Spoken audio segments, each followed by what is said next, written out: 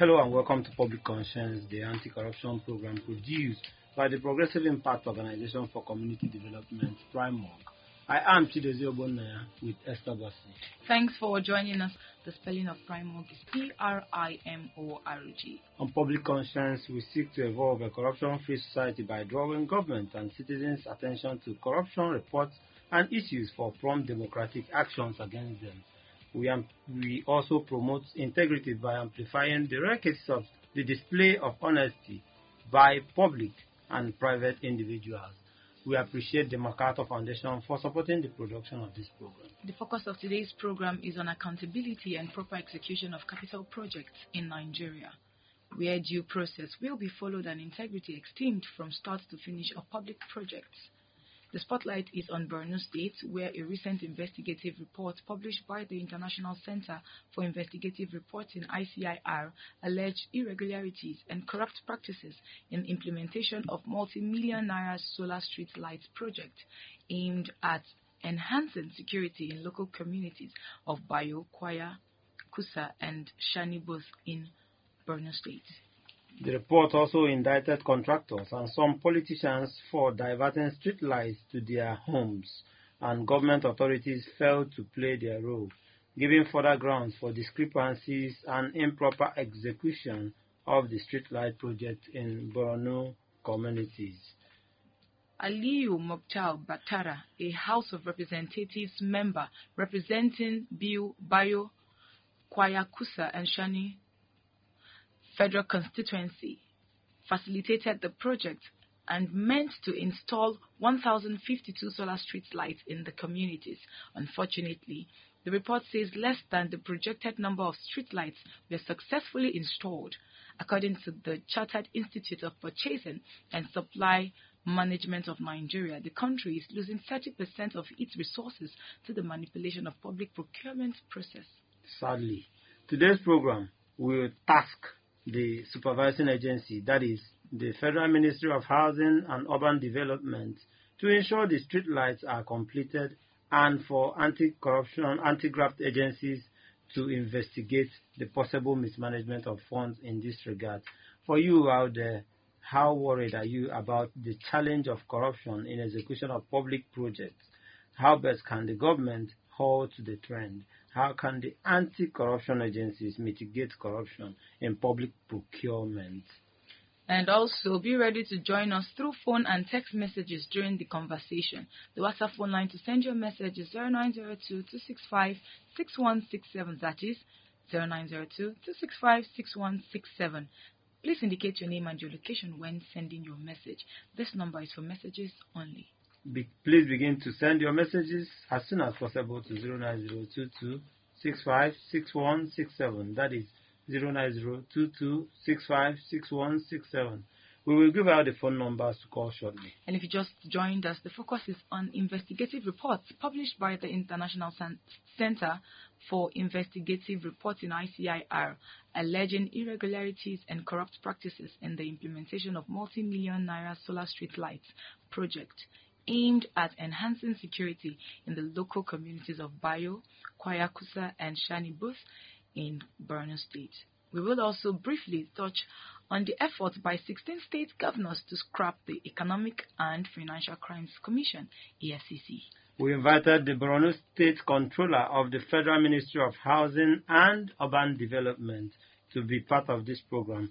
Hopefully, he will be here or send a representative. But joining us in the studio to expand on this discourse is an investigative journalist with the International Center for Investigative Reporting, ICIR, that is Muhammad Ali. Thank you for joining us. Thank you so much for having me. All right. Muhammad is joined by Garuba Abdullahi, State Officer for Tracker at Budget. Thank you so much for having me here. All right. Gentlemen, let's kickstart this conversation with Muhammad. Muhammad was on the streets or in Borno to, look through this investigation. Look at this investigation. He carried out the investigation.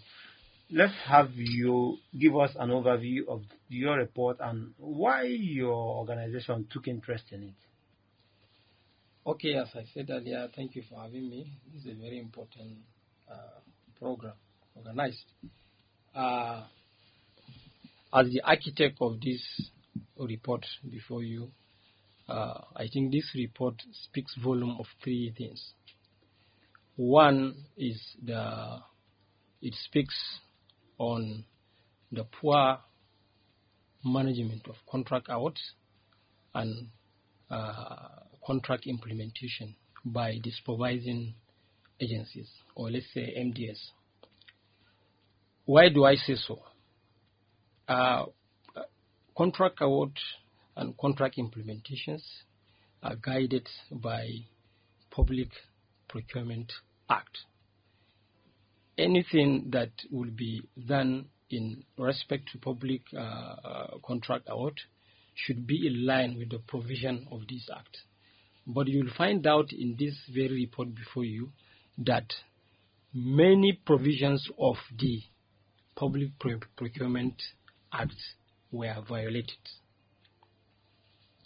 First of all, the act is very clear that any contract award should be given through a competitive bidding. And before I forget, there are stages starting from procurement planning, that is from the ministry. They have to identify, which is called need assessment. They have to identify the problem first. And the procurement should be within the budget of that particular ministry. After that, the contract award should be open for competitive bidding. And after that, there is also a supervision aspect which the ministry is supposed to take very serious.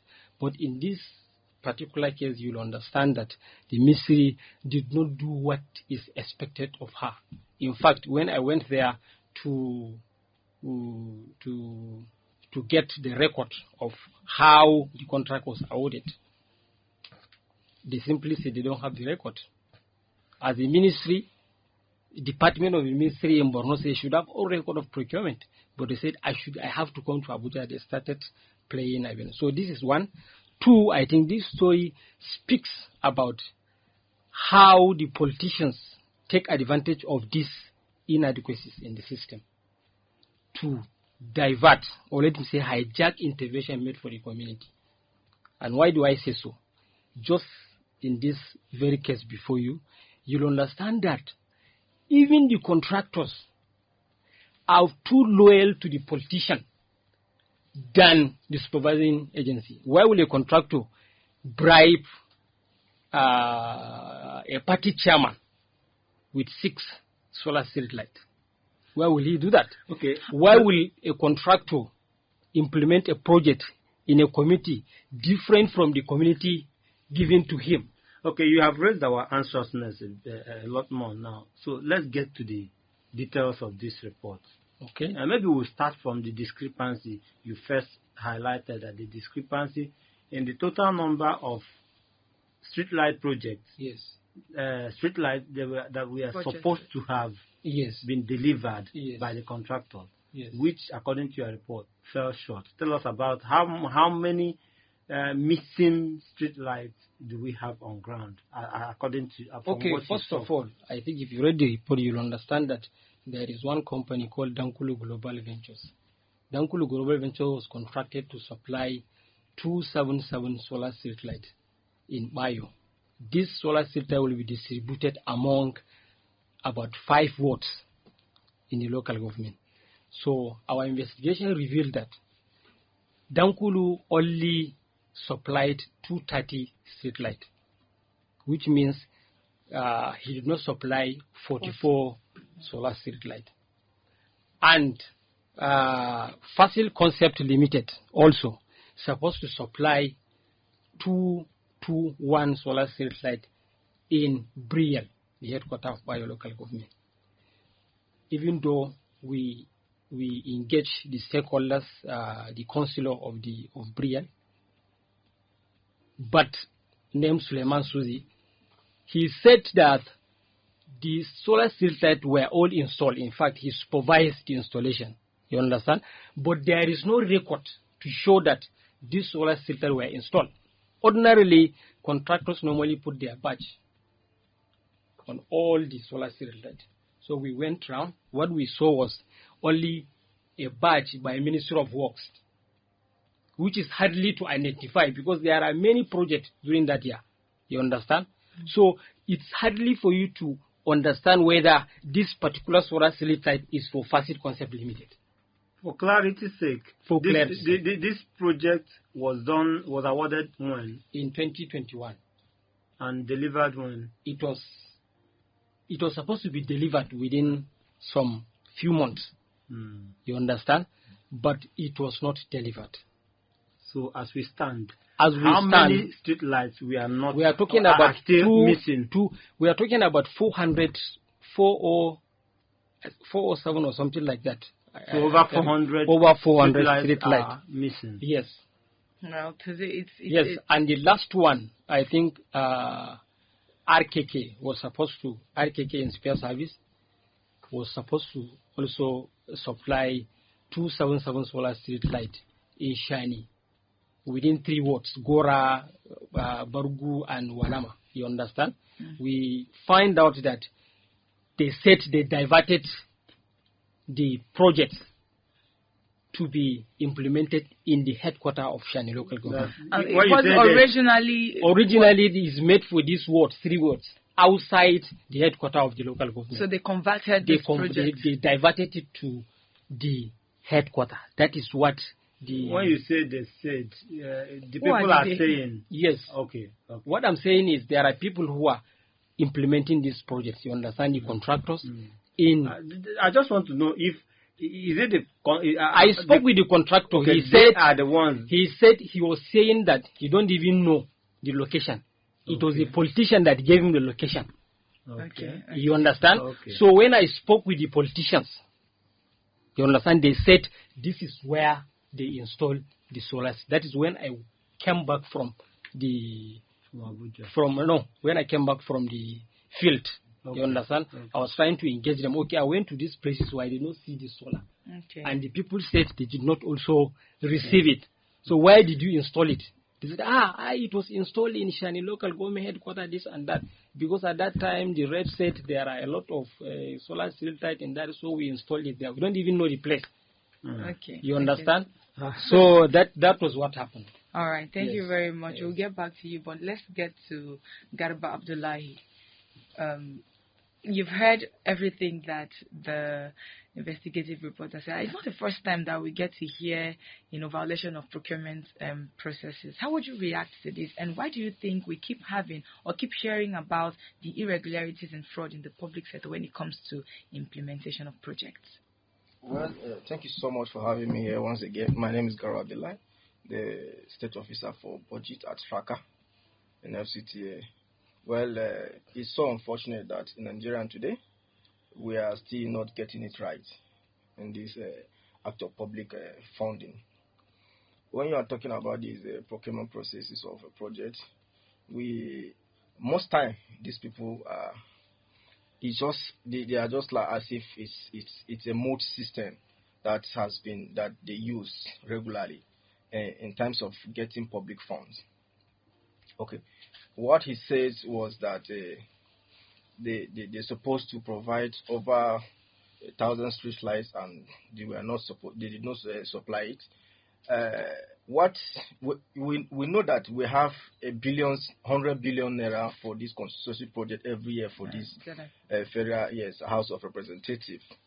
But they went ahead and meet ministries or agencies that they know that if I meet you as the MD or the director in that agency, I'll be able to get something, or I'll be able to inflict a budget item into the budget. A project into your budget at the ministry. Now, this is where the whole issue starts. That's allegedly, right? Yes.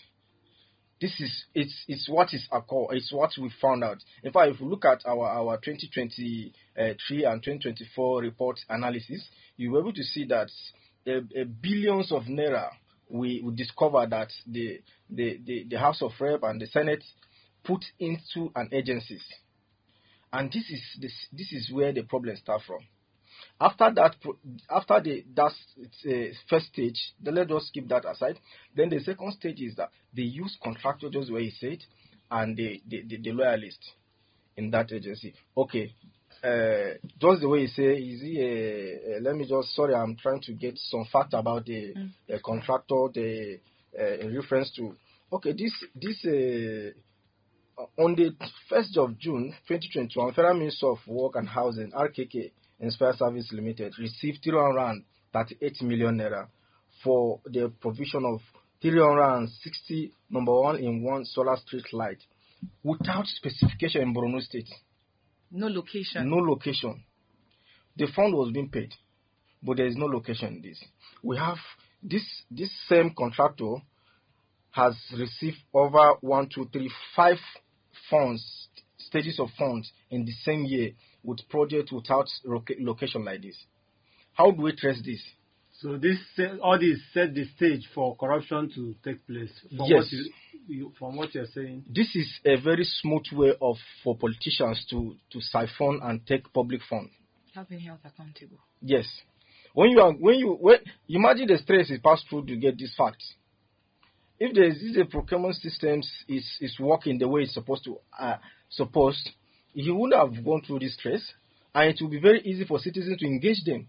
Garba, I want to ask, where did you get your data of this fund releases? Yes, we have a platform at Budget that we're using, GodSpend, www.godspend.ng. Okay. So it's official government platform that you even pulled out these figures from? Yes, to get all this data from. All money spent from federal government, ERGP fund is released to a contractors. The data has been stored there. If you just touch this information, we get. But another issue is that citizens are not aware of this site, or maybe the NG site, to get this data from. Most times, it is not all you are going to get it at the government site. But if you just come to this budget site, you get all this data information from. When I receive his publication of the report, when I go through it, in fact, I was just laughing. I think it's just small of what we are seeing. So are you saying that this is widespread, that this is prevalent in our system? Because we are just talking about one street light project in 2 communities or 2 local governments in Borno, right? And so how serious is this situation? I bet you, if you go for that, if I give you this information, if you go for it, you see that this same RKK has Inspire Service has received funds without implementation of projects. Because if you go to ask these people now, it's very serious. That is what it is, very serious. If you go and ask these people now, they will tell you that we have done it. Where is the evidence? They will not even show you. Okay. Because there is no specific location for this project or the budget items. Okay, let's get back to Muhammad, because when Garba just talked about evidence, and I'm sure that you reached out a lot to the agency and everything. So let's try to probe and get more of your interaction with the people out there, and also when you try to engage the agency, which is the federal government, Federal Ministry of Urban Development. I don't know what was the interaction. You say that they failed to play their role. Throw more light on how they failed in playing their role in holding those, because according to Procurement Act and all that, you have to also tender evidence that you have finished your project, executed your project before you are awarded money, you are paid your money. But you said, your report says that they got their money even without, completing the project. Okay, first of all, I have to commend the Federal Ministry of Urban. I have to commend the ministry actually, because when I went there, their staff cooperated with me. I wanted to inspect the project files. They cooperated. They brought all the files. I went through them. So the reason why I said they did not actually did what they are supposed to do was because, as I told you, there are procedures in contract implementation. Once you are given an award letter, the next thing is you will be paid a mobilization fee, 10% of the project amount. is expected of you as a contractor to mobilize to site to start the work. It is when the work reach a reasonable stage that you will need to be reimbursed. Then you'll come back. You write, I don't know, there is something they call it. You write like a report detailing your progress in the work. You understand? And from the ministry level, there are supervisors who are supervising your work. They will go there and check whether what you are saying is right or not. You understand? Where did they err in all this? So the problem is, government is acting based on, maybe let me say paper, because they will have to send report. They are not the one paying the money. The ministry will only say, okay, this contractor has done his work, so pay him. You understand? There is handing over certificate, handing over certificate, which the ministry, the supervisor of the project, will be satisfied for him to sign that yes, this project has met all the demands. You understand, ba? So side by side, if they sign, then this paper will be used. So in this case, to process payment. But unfortunately, we were able to lay our horn on the contract agreement. You understand? The contract agreement said very clear that a contractor must not be paid until he brought photos. You understand? Photographs. Initial photograph of the site before he made any this thing. You understand, ba? And a progressed photograph showing the implementation. Are you following? Before he will be paid. You understand? Unfortunately, when we went through the project file, some of the files do not even have those photographs. And they were paid. And they were paid in full. Of course. So that's the problem. That's the problem. It's a big problem. So when I tried to engage the contractor there, because I met the acting contractor, he told me that he's just resuming the office. You understand, ba? That he was not around when all these projects were executed. So if I have more questions, I should ask the person that left the place. So were you able to? So of course I engaged with him. That was, he told me the stories he told me. Like the implementation in Gusi, they are supposed to implement solar streetlight in Gusi. You understand, ba? He said they took the solar streetlight in Gusi, they took it to one traditional ruler house. You understand? But they mistakenly change. You understand? Mistakenly. That is what they said. Though. The solar streetlight they brought there is not made for that community. You understand? Ba? So there is no way they can fix it there. So instead for them to quickly, you understand, return it, they said they left everything there in the traditional ruler house and they come back. After then there was insecurity that, go back this, and then they give silly excuse. The case of Nigeria and so it's very pathetic. Effort. It's very pathetic. Very pathetic. We'll quickly, let's get our phone lines open. Let's open the phone lines and get back to our guest in the studio for more interaction. All right. Please follow us on our social media platforms at Official Primorg. Primorg is spelled Primorg. And remember that we are still streaming live on Facebook at Official Primorg. All right. This program is interactive, and the WhatsApp phone line, to send your message is 09022656167. That is 09022656167. This number is for messages only. So I want you to comment and join the conversation. How best can the government halt this trend of public sector corruption, especially when it comes to procurement corruption? There's a lot of it going on. How can the anti-corruption agencies mitigate corruption in public procurement? If it is not disturbing you, then move around. You will find out. You're smiling is as if you have like a reaction. A reaction or some sort of solution up your sleeves. I'm just smiling because we still have a long way to go and people are not yet ready. The citizens are not yet ready to engage these people so that We keep on saying things are high, subsidy, a lot of things happening, but look at these people taking our money free. You mentioned earlier that there are websites, where you got your information, that citizens are not aware. If you're not aware of something, how interested would you be in a thing that you don't even know exists? That is why we have people like you and me and him to let people know about the website. This is not tired. That is why I'm smiling. We cannot be tired because also actually, have a if we ask, we'll be able to know, and if we know, we'll be able to demand. So if we didn't know, we will not know anything about it in terms of demanding. So imagine what the stress he went through and get all these facts and reports and people in that constituency are waiting to get.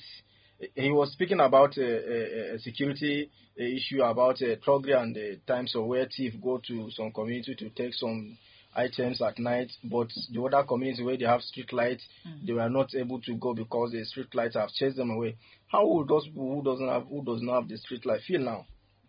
So if you go to these people now, tell them about these places, this is where you can get this information. We have the report, we have the details of the project that we want to present to the citizens. Then you ask your representative, you go to ministry agencies, ask them what you are not clear about. This fund was budgeted for your community. We have not seen anything. What is the problem? They will know that yes, people are now working out, but people are not taking that action. Okay, so as you've mentioned awareness, citizens' awareness, one of the ways to halt this decay in the system of procurement. What are the other ways, or what other factors should we should be considering, to halt this ugly trend of violation of the procurement process? I think the anti-corruption agencies like ICPC and the EFCC should put more effort in tackling this kind of things if they see. ICPC are doing a great job in that. If they see something, they say it, and they hold the government, the leaders on that. And they cannot do it alone. They need citizens to help them report such cases to them. This is another way of whistleblowing. Yes. Anyway, it's good that you mentioned whistleblowing. I was going to come back. Let me come back to Muhammad, who is an investigative reporter with the International Center for Investigative Reporting, ICIR. Thank you for being with us. Let me come back to you about your interaction with the people, because he mentioned people being part of the fight against corruption in this regard. What was your interaction like out there? In fact, my mouth was itching before you asked me. Okay. Yes, when he was talking about awareness, I think we are doing good, but what we are doing is not enough. That is the truth. So because the people are not aware. People, not even they are not aware. The pathetic issue is the people don't even know that this project comes from government. Yes. So, yes, they seem to believe that this project comes from the pocket of the politicians. So it's a privilege for you to get this intervention in your community. When you don't get, then you have to lobby politically, you understand, to get it. So they were surprised when I was talking to them about the solar street like this. This is better now. When not better now, they speak in Hausa. You understand, but they don't even relate it with the government. So what sold that idea to them? You understand? The idea has been I there. think it has been there. It has been there. So we have to. So you were able to also diffuse. Yes, I was able to tell them that these projects are your rights. These projects must be implemented the way they are supposed to be. You understand? Yeah. So when I was speaking with one traditional ruler, he said he was surprised that he will be hearing that Gusi will benefit from so intervention, but at the end of the day, he would not see it. You understand? So they are frustrated too. It's unfortunate. Garuba, yes, but body education is very low. They are not aware of all these things we are talking about. Too bad. Garuba, you mentioned, meanwhile, Garuba Abdullahi is a state officer for Tracker at Budget. You mentioned ICPC and EFCC, raising the bar and doing more to curb public procurement corruption in public procurement. And within last week, I guess, there was a suit against, trying to, against the, against the act establishing the EFCC. The suit is out there and will be heard by Supreme Court by sometime in October. I think October 22 will be heard. I don't know. Let me get your take on the plans to scrape, because if that suit stands, it will mean that the EFCC will become null and void. How do you see that even affecting the fight against corruption? This Nigeria is a country where everybody, they are using the will of themselves against the judiciary and the law. Somebody will just say, because he's a big man, I want to use the judge or maybe the lawyer's place to take action that he or she knows that is wrong. You see, this issue is something that we are in a big joke. The system and the people are a big joke to ourselves. How on earth can somebody just wake up one day and just write petitions against the EFCC and say they should scrap it? The petition was written by 16 state governments. It's because they are the system trying to make sure that they don't come close to them. That is my point. Now, this agency has been established before those people come into power. What happened that when they established it, they did not say they should scrap it since? Or those people ahead before them, they did not say they should scrap it. So these are questions. These are things that we don't really want to take corrections, and we don't want to leave people public fund. That is why they want to do that. They're taking that step. All right, let's come to you. I don't know if you want to react to the EFCC story. Would you like to react to it? Do you want to see EFCC scrapped? No, I think my colleague here has done justice to your question. People that are after these projects are actually doing it for their own interests. Yes, we need a reform in EFCC because they are not doing what they are supposed to do. If they are doing their work, we won't be here talking. All right, okay. Isn't it? Okay. Yeah. Okay. Let's see who is joining us. Hello, your name and where you're calling us from? All right, my name is Israel. I'm calling from Garkitu. All right, Israel from Garkitu. Let's hear you. What's your contribution? All right. Well, sorry, I'm going to take a little time to explain because I'm a contractor and I understand the procurement processes a lot. I've been in contract for some years. So we'll give you 90 seconds to do that. All right.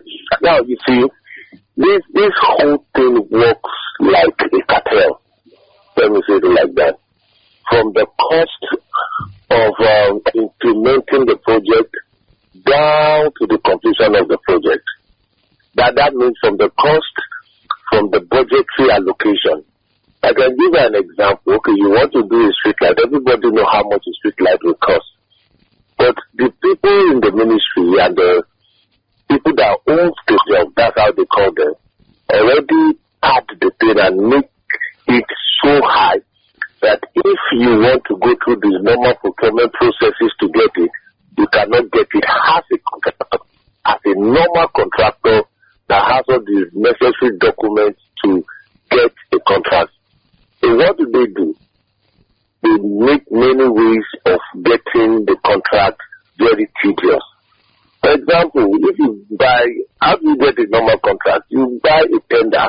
You go through it. If your company has all the normal regulatory documents, you put it there and you're supposed to get it. But when you apply like that, you will now discover that even with your lowest price that BPP or Bureau of Public Procurement, you say if you are the lowest person in procurement, you should get the job. You will still not get it. You will still not get it. Why?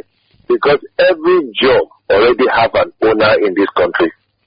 I can boldly tell you that. Every contract being given out. So you are coming back to say it is still corruption that is holding us in this. Now, let me now just tell you one of the solutions. Okay. The procurement process needs to be overhauled. Change it more into digital procurement processes. It will be better. But there will be human beings. operating. the human beings operating that digital solution you are bringing. Yeah, the digital solution will cut off a lot of it. Then secondly, they should work on the prices of government allocating projects, because the price is so attractive that you know that they've already padded it too much, and they can boldly tell you, give me 50%, give me 20%, because I've already padded the job for you.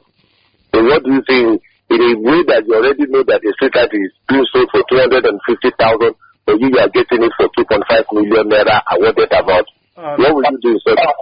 All right. So thank you for your contribution and that solution, your suggestion to the problem we are grappling with.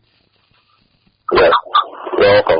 All right. Let's get back to Muhammad. You were saying something before that call came in. Yes, so as far as we need a reform in EFCC, is one of those institutions that we are supposed to encourage. Yes. No matter how little they are doing, at least we still have hope on them. One day they will do more.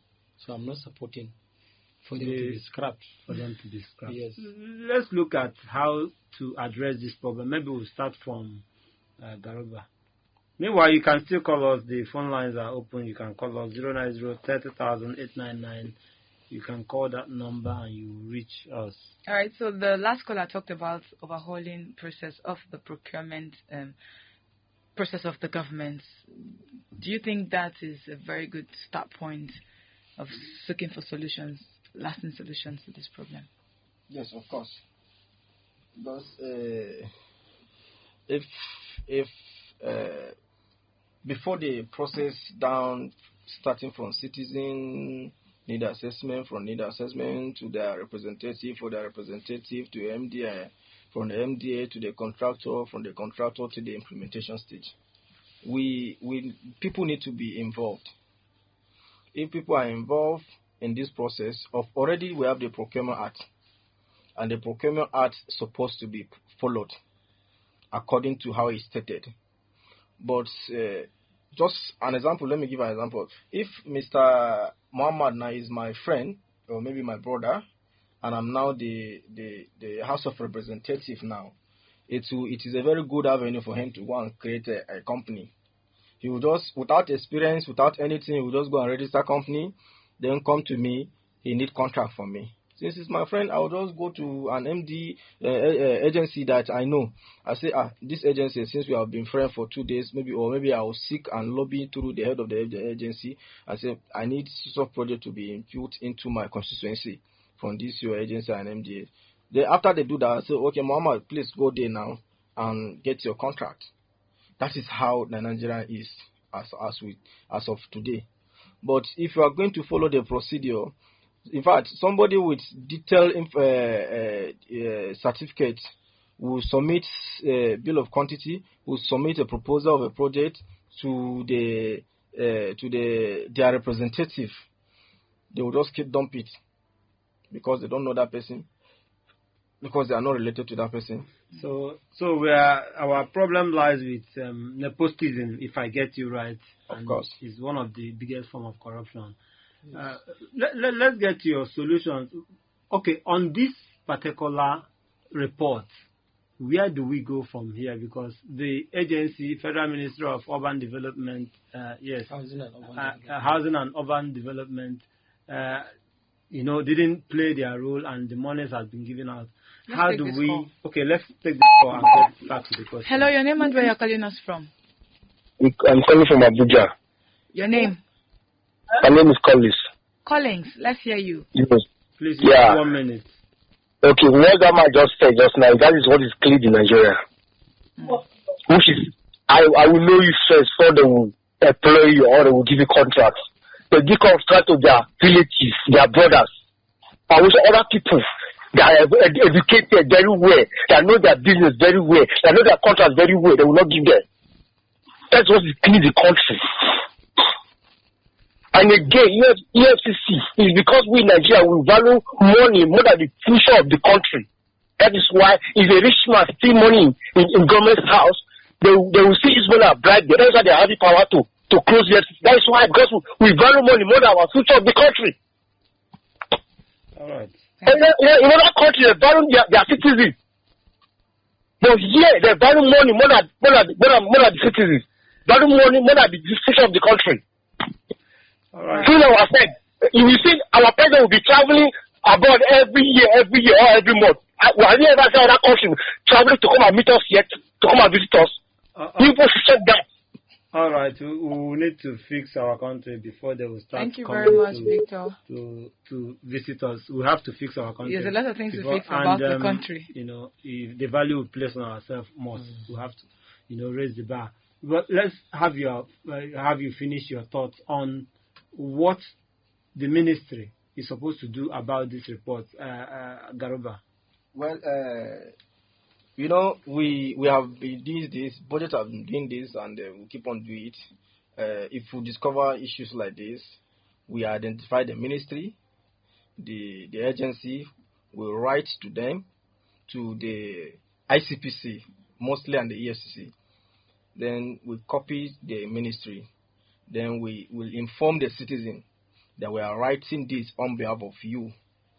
Please, we will still get a feedback from you. In fact, there is a project that we discovered in Abuja here, and when we write, and the ICPC invited the contractor, immediately the contractor went back to the site and finished up the job.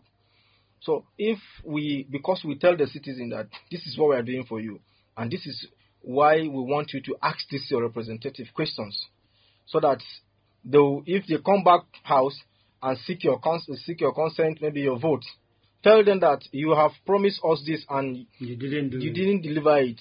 So we don't know you. If you can even stone him. No. Don't encourage violence.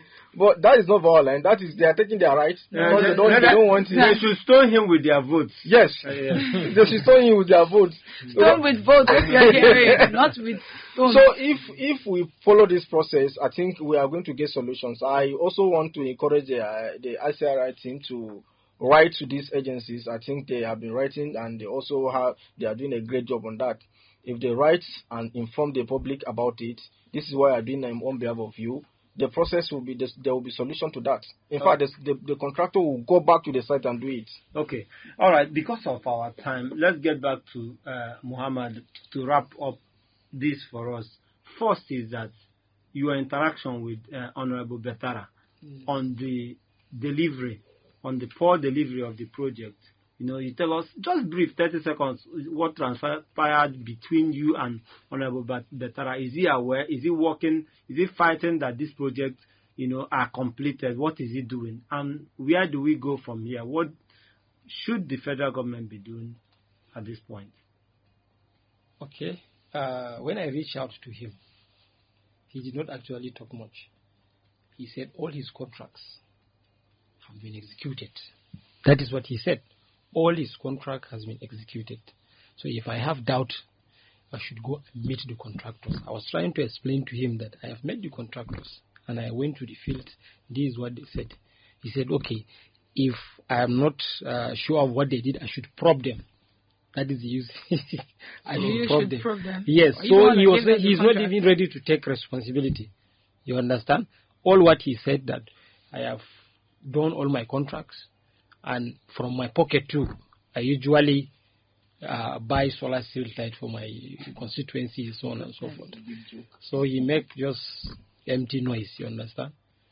So moving forward, I think I will not say a different thing from what my colleague has said. Let Nigerians love their country, you understand? If Nigerians truly love their country, they will not let this be happening. They will tax the government to upgrade all these agencies that will handle this thing well. You understand? Mm-hmm. So I think what government need to do is to